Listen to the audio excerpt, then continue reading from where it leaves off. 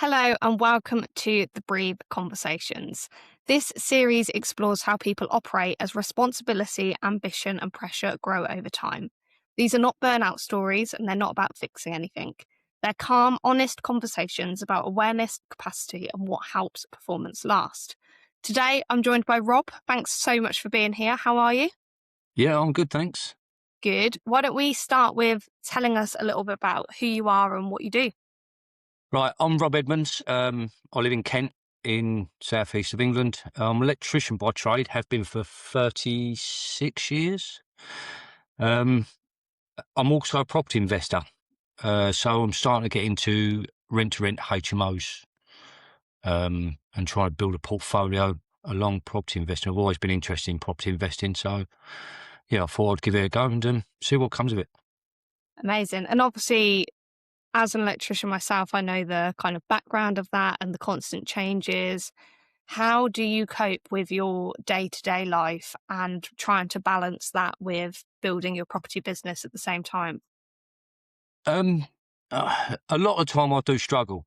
It's with being an electrician, it's not as straightforward as people think. You go out, go to work, and that's it. I'm a sole trader, self-employed, so trying to run that business, and you get call outs, emergency call outs, sitting there doing paperwork, struggling to get money coming in, struggling to get work coming in. At times, it does go quiet. Sometimes you're flat out and you can't cope with it all, and other times you're sitting there waiting for the next job to come in. You're chasing work and stuff and chasing customers up.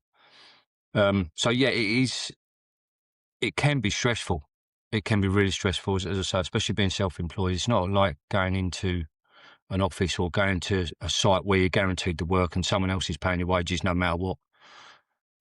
Being self-employed it can be quite stressful.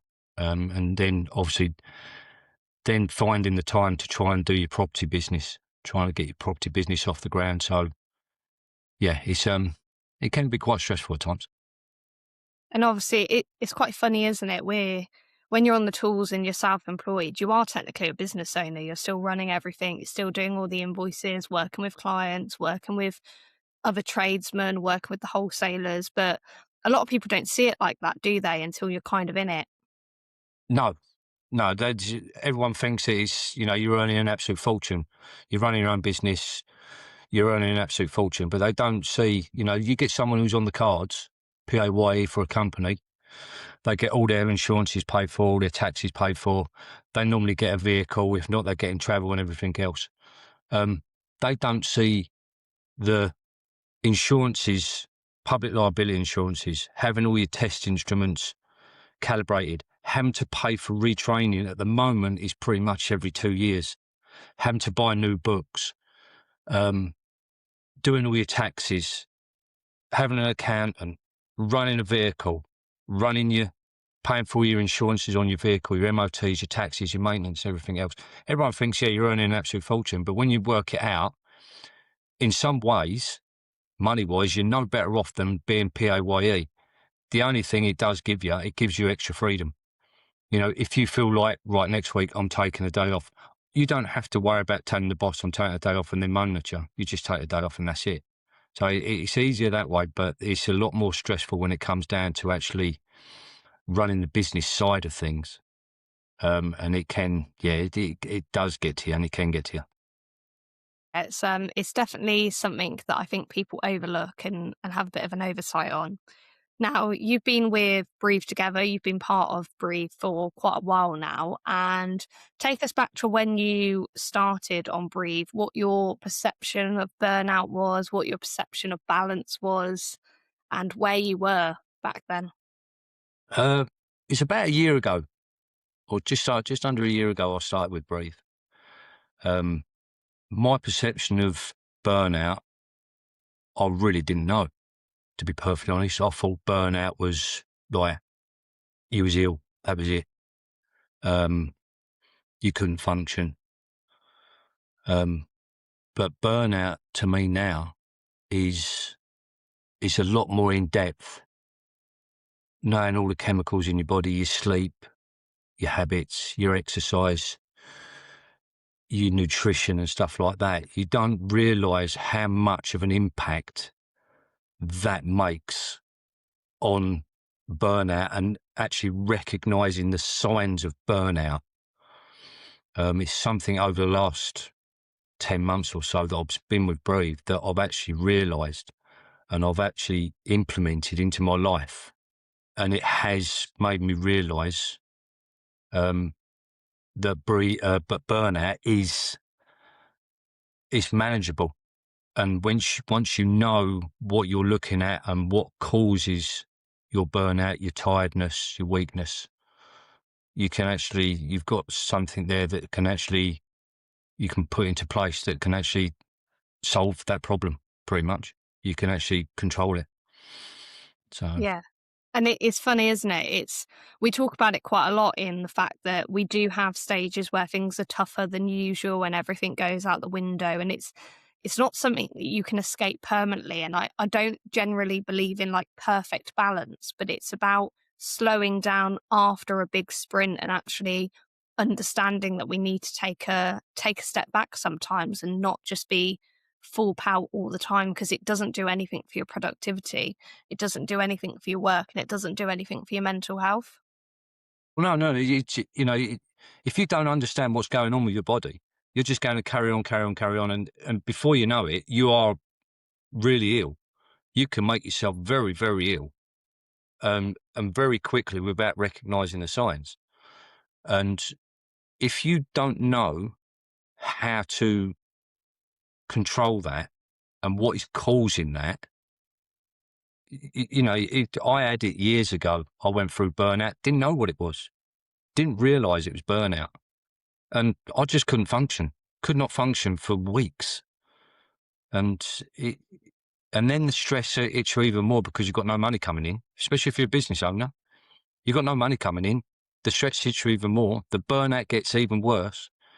And before you know it, you could easily get into a position where you're in hospital, um, and having counselling and whatever else. And, knowing how to control that now and to notify or to notice the changes in me and the way I'm working and everything, and my sleep patterns and everything. Yeah, it's just it's a game changer. Over the last year, I've really improved all aspects of my life. Really, don't get me wrong, I still have moments, I still have meltdowns and whatever else. That's part of life, I think. But recognizing what's causing it and knowing what I can do about it gets me through it a hell of a lot quicker. And as you say, slowing down, not pushing yourself forward. And people think, oh, I'll just keep pushing. And you get to that point and then, yeah, you're just making yourself worse. But if you step back, chill out a bit, say, right, I'm doing this too much, I'm doing that too much, let's step back a bit. You get through that burnout, or you can actually avoid the burnout. And if you are in it, you get through it a lot easier and a lot quicker. Absolutely. I think what you've said there is really valid, in that it's not that we don't have bad days. Like, it's still very much a cycle, but when we have a bad day, we recognize the signs, we recognize the symptoms, we know how to bounce back from it quicker. So rather than it taking us weeks to bounce back from it, it may only take us a day because we know what we need to do. And I love a bit of data, and I got you in with the Whoop bands and stuff, and just having those as well is like, all of a sudden everything that you're doing becomes very data driven and very, what's the word? Where it's like on purpose. You're doing it with intention, you know what everything means, and that makes a huge difference in itself. So when you first started with Breathe, you didn't really understand the signs and symptoms of burnout. I know that we met at the Property Investors Network meeting, and I kind of spoke about burnout there, and it was from there that we got talking. And obviously we relate on the level that I was an electrician on the tools as well. I know that feeling. I know that it's hard. But where are you now in how you do things? What's changed about the way that you actually live after being part of this? I'm very conscious on my exercise now. I'm very conscious on my sleep. I'm very conscious on my nutrition. Before Breathe, I would eat a hell of a lot of junk food, a hell of a lot of crap food, thinking, yeah, I'm feeding myself. I'm all right. And you listen to people saying, oh, yeah, McDonald's has got this nutrition, KFC's got that nutrition, and fish and chips got that nutrition and everything else. And when you look into it, it hasn't. It has got nutrition, but what the nutrition you need is nowhere near what they're producing or what it needs to produce. You know, I've gone down before Breathe. I'd probably have 3, maybe 4 cut takeaways a week. I'm down to 1 now, and that is on a Friday. That is my end of week treat. I have fish and chips every Friday night, so I absolutely love fish and chips. Other than that, it's home cooked meals. I eat a hell of a lot of fruit every day. So my nutrition has really improved because of it. My sleep, I try and get to sleep the same time every day. I wake up when I wake up. My body tells me when I need to wake up. But I always try and go to bed at the same time every day. I'm out walking at least once a day. I live sort of it's not rural, but it's semi-rural. But I've got fields and marshes and seawalls and rivers, walks and everything around me. So I'm out walking all the time. If it's absolutely lashing down, no, I won't bother. I don't like that. Going out for 45 minutes, coming back soaking wet. I can do without that. Thank you very much. But if I don't do it one day, then I'll make sure I'll do it the next day. I'll make sure I'll get out an extra time and do my walks. And so, you know, what it's taught me about living a better life really is really, as I say, it's really improved me, I think. You know, my mind, the way I think clearer most of the time. Again, don't get me wrong, I have bad nights. I had one bank holiday Monday. I went to bed on the Sunday about 11 o'clock, which was a little bit later than what I normally do. And I was awake at 3:30. So on my Whoop band, yeah, that didn't show up very well.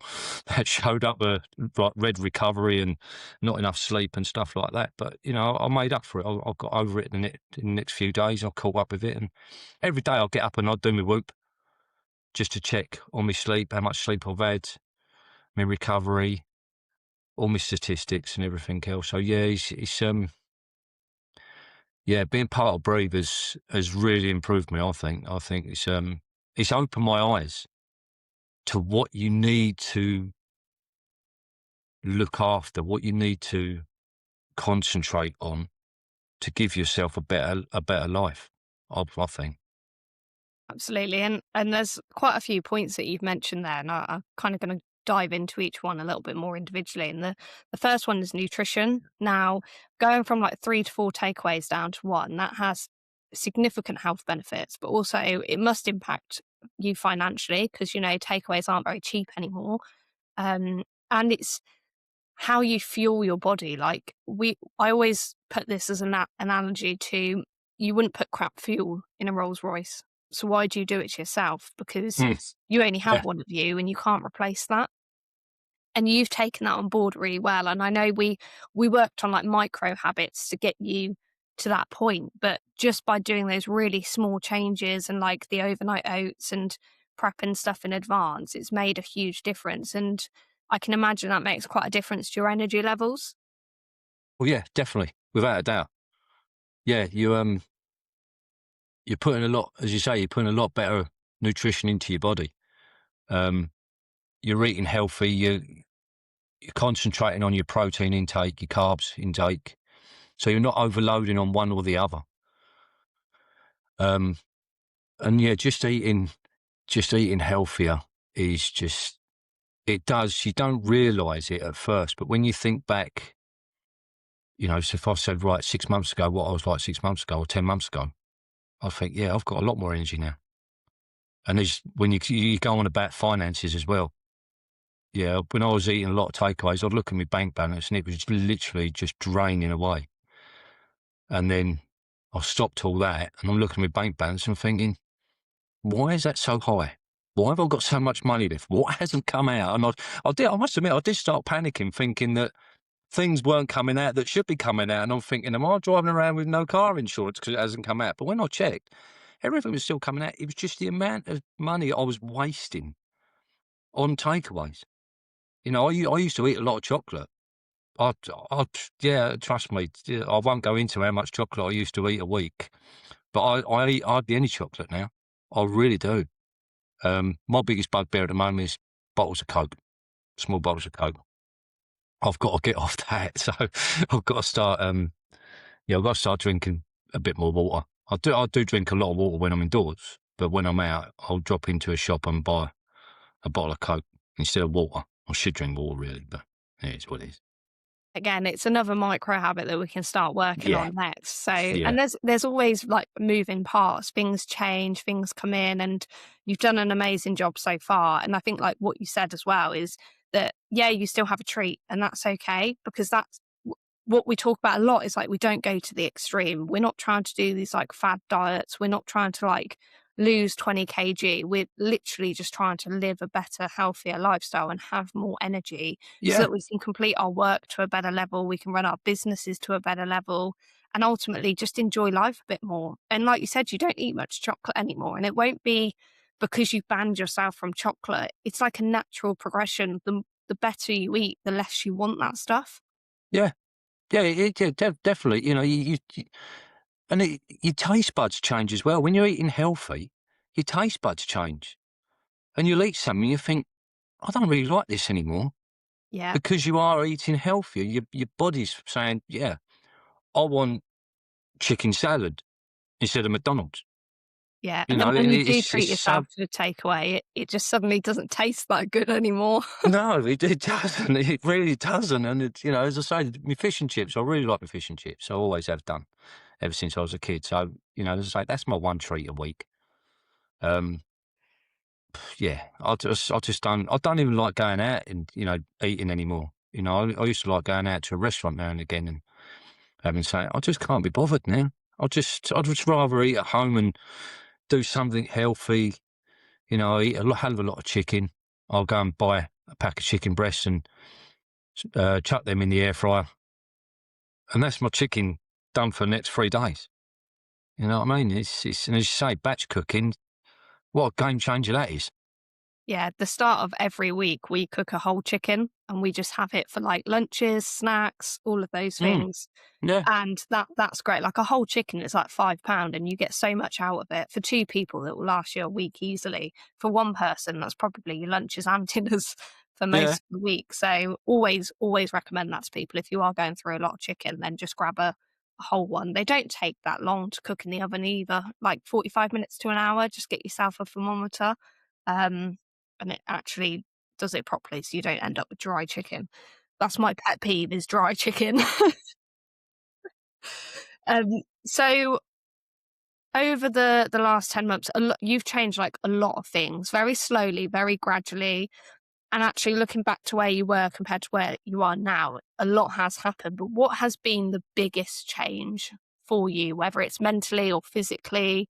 What have you noticed? I think it's a bit of everything. I can't really put my finger on one thing. Physically, I feel better because of the walking, because of the eating healthier. Um, I can think better. I can think straighter. I can concentrate better because I'm getting the rest I need, because I'm getting the nutrition. It's all the same thing. I keep banging on about nutrition and exercise and stuff like that, but it's just helped me so much in everyday life. I don't feel as drained all the time. Eating crap food just drains you. You ain't getting what you need. I just feel everything really has improved. Little bit by bit. I'm not going to say massively, but it has improved, and I have seen a difference. And if you can see a difference in changing yourself, everyone else is going to notice that as well. You won't notice it yourself because you're with yourself 24/7, so you don't see it. But as I say, if I look back 6, 8 months ago, 10 months ago, where I was to where I am now, yeah, I feel a lot better. Um, and yeah, I can just do so much more now. Really can. Y- So, another question off the back of that one is you have quite a few different situations in your life that have been quite stressful. You've got things with family, you've got things with work. How do you cope with stressful situations now compared to how you used to? Oh, that's a good question. Um, I think I just slow myself down and chill out a lot more and realise that life isn't always that serious. It, you know, life is what you make of it. If you, I'm a big overthinker. I overthink everything. I get a letter come through the door, like a bill come through the door, and I instantly overthink that I owe thousands, and I might only owe 20 quid. So I overthink everything. But I've learned now that it's not worth overthinking. It is what it is. Life is what it is, and it's how you deal with it that makes you the person you are. It ain't worth screaming, shouting, and stressing over everything. It's pointless. Just sit down, slow yourself down, think about what can be done, how to solve it, how to get over it. And yeah, stress is another thing you don't want in your life. And if you can get rid of that, and this is another thing that Breathe helps you with, is stress, is how to not control it, but how to look after it and not get so stressed with life. And yeah, I've learned how to look after that and how to not let it get to me as much as it used to. Believe me, it used to get to me a lot. I'd flip out at the slightest thing. Now it's just a case of, right, how can we get over this? I don't look at the problem, I look at the solution now. And Absolutely. it's, that's another game changer. Looking at how to find the solution in a problem instead of actually looking, because if you look at a problem, you look for another problem that will cause that problem. Whereas if you slow yourself down, you look at that problem, you think, right, what's the solution? How can I get over this? Yeah, it just makes you, and you ain't stressed out so much, so you ain't as hyper, ain't as tensed. Yeah, and that's that has also come through sleeping properly as well. If you can get enough sleep, you can function a lot better. You're not as tired when you woke up. You can wake up stressed. And if you are stressed when you wake up, your day is only going to get worse, without a doubt, unless you're going to sit on a beach away from every person on the planet for the next 8 hours. Your day is only going to get worse if you're waking up stressed. 100%. And that's why, like, for me, mornings have to be really calm. And I start my mornings very, very slowly, wake up, go downstairs, empty the dishwasher, make my breakfast, have that with my coffee. I don't go on my phone first thing. And then by 8, 8:15, I'm back at the desk ready to go, writing down my tasks for the day. And that all in all takes around 45 minutes. And I just start the day so calmly. And it sets me up for a much better day. So it does make a difference the way that you start your day. Yeah, that's the one thing I'm trying to get into now, is writing everything down, journaling, and as you say, yeah, I've done it a few times. And you know, you say you get up in the morning or even in the evening, you write things down. It's out your head. People say like it goes out your head, and people say no, it don't. It's still in your head. It ain't. It's somehow you write it down, and you're then not thinking about it of a night. It's not keeping you awake. You're waking up in the morning with a clear head, and then you can sit down, as you say, you can sit down. I haven't done this yet, but I know a lot of people who have done it. Everyone I talk to who does it raves about it. And you write it down in the morning, and you know what your day's planned out like. Instead of getting up thinking, right, what have I got to do now? Oh, I've got to do this. Oh no, I've got to do this. Oh, I forgot to do this. Everything's clear, which means you can then think about other things a lot clearer. You know, as I say, I've got to try. I'm trying to get into that at the moment. I'm trying to get in. The other thing I want to do is block planning as well, because I'll sit at an iPad. Think I'll give it an hour. 3 hours later, I'm still sitting there, and then I'm starting to get stressed because I ain't getting the work done that I need to get done. And it's yeah. So I've got to try and get my head into that. Again, it's another micro habit. It's another habit. Don't take long. I know it done. Of an evening, 10, 15 minutes just to write down your plan for tomorrow, what you're grateful for, what you've got achieved that day. And if you haven't got everything achieved, all right, bung it on to the next day. And just write everything down. And yeah, that I know that helps a lot. And it's one thing I've really got to try and push forward with and get on with. And again, that would be another improvement on myself. 100%. And it's never ending really, is it? Every level unlocks another level.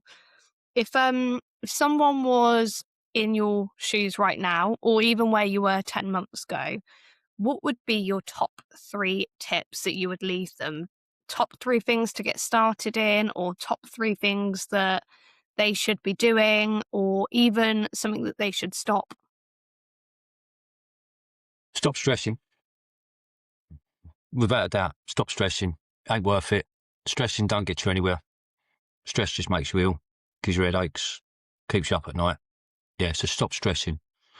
Um, calm yourself down, and it goes along with stress, but calm yourself down and think more. And another thing I've done over the last couple of years,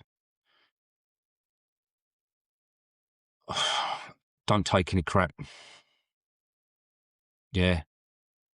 Try and get rid of as much negativity in your life as possible. I've done this over the last couple of years. A couple of years ago, I had a massive clear out of my Facebook. People on there that I'd put a post up and you'd get a dig. And I'm like, don't need that. See you later. Bye. And there's a lot of people I don't talk to now because of negativity. I surround myself with positive people, positive thinking people, because it pushes you forward. It keeps you positive. There was a working men's club I used to go to. I'd go there 3 or 4 times a week. Don't go down. I've been there near twice in the last 12 months because of the type of people that get in there. Constantly moaning about their life, constantly moaning about life in general, the government and everything else. But I don't, if I want to know about that, I'll look up myself. I don't like things like that. I don't look at the news. So yeah, get positivity in your life.